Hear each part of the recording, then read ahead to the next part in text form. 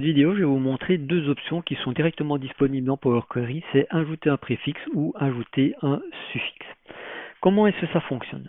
La première chose, je sélectionne la colonne qui est concernée. Et là, je me pose deux questions.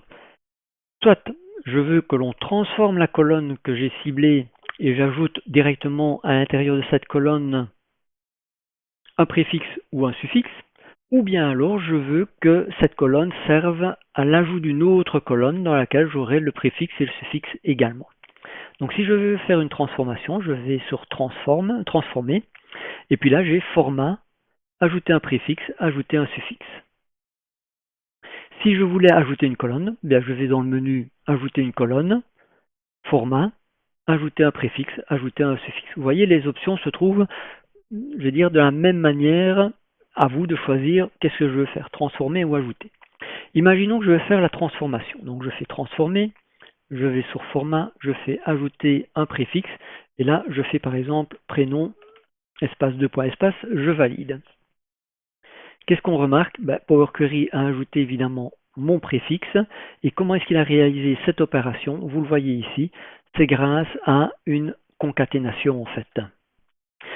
Alors évidemment, directement, quand je vous parle de concaténation, vous savez, dans Power Query, premier élément, deuxième élément, c'est tous les deux du texte. Mais que se passe-t-il, par exemple, si je veux ajouter un préfixe ou un suffixe à la colonne âge qui est au format entier? Eh bien, c'est simple, on va le faire. Ajouter donc un préfixe. Je vais dire que ça, c'est l'âge, espace 2 points, espace, je valide. Et que remarque-t-on? Premièrement, Power Query aligne toutes les données ici à gauche de ma cellule. Autre indice, c'est que maintenant je suis en type ABC, donc en type texte. Donc Power Query a transformé ma colonne. Et on le voit bien ici, là où j'ai ma concaténation, eh bien Power Query a fait un texte from à partir donc de mon âge, qui était en format entier, il a transformé en texte pour pouvoir effectuer la concaténation. Donc c'est Power Query qui le fait tout seul. Et on le voit bien ici, c'est bien une transformation de colonne qui a été effectuée. Je vais ici dupliquer mes données, je vais supprimer ici mes étapes ici pour ma transformation de colonne. Et vous voyez que chaque fois que j'ajoute un préfixe, c'est une nouvelle étape qui intervient.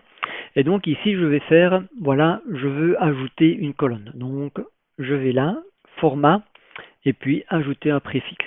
Et donc je mets par exemple génération, espace de poids espace, et là je vais avoir une nouvelle colonne. Alors évidemment, c'est la fonction table add colonne, ça il n'y a pas de problème, mais on voit que c'est toujours la même chose en fait. Power Query effectue quoi? Simplement une concaténation de données. Alors qu'est-ce qu'on peut dire qu'est-ce qu'il y a comme très grosse différence entre transformer ou ajouter une colonne? C'est que quand vous êtes ici sur la transformation d'une colonne, Power Query il est focus sur une colonne.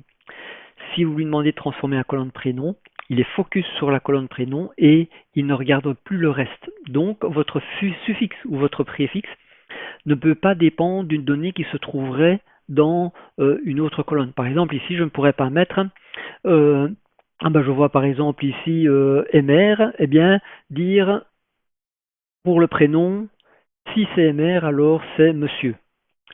Si c'est madame, on garde madame. Ça, je ne peux pas le faire puisqu'il est focus sur la colonne prénom. Le reste n'existe plus. Par contre, lorsque je fais ajouter une colonne, là, j'ai la possibilité, en fait, de travailler sur d'autres données. Ou en tout cas, grâce à d'autres données. Je vais montrer. Donc, ici, je vais permettre à Power Query de dire, voilà, par exemple, si si ma date de naissance, donc c'est naissance, non, c'est pas date, c'est date de naissance est plus grand ou égal à 1946 et je reviens ici en arrière, date de naissance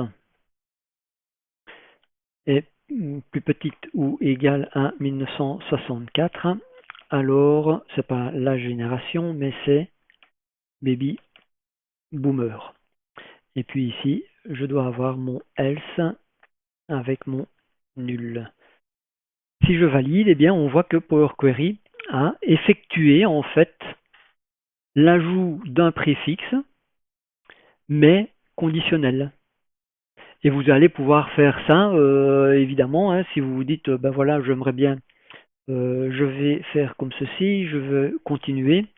Donc si par contre c'est pas entre 1946 mais en 1965 et 1979, hein, c'est pas baby boomer mais c'est génération X, je valide. Alors il y a quelque chose qui n'est pas bien fait certainement. Ah bah oui là j'ai deux nuls, ça ne risque pas de fonctionner. Et donc voilà, on voit qu'ici j'ai pu ajouter un préfixe. Alors ben, ici la personne est née en 61, donc c'est bien mon premier élément entre 46 et 64, c'est bien un baby boomer. Ici j'en ai un qui est né en 1966, donc plus grand que 65 et plus petit que 79, c'est bien la génération X, etc. etc. pour les autres générations si vous voulez. Donc vous voyez des choses identiques, des choses un peu différentes, mais comme d'habitude, vous apprenez quelque chose. À la prochaine!